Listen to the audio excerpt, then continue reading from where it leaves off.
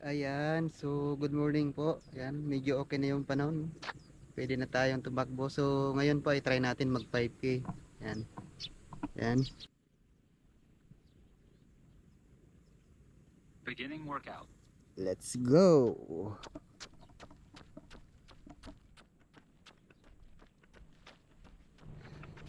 Nasa highway na tayo guys.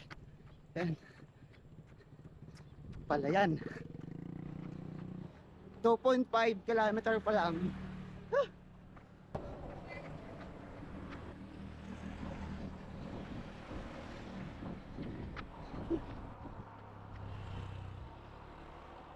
Four kilometers.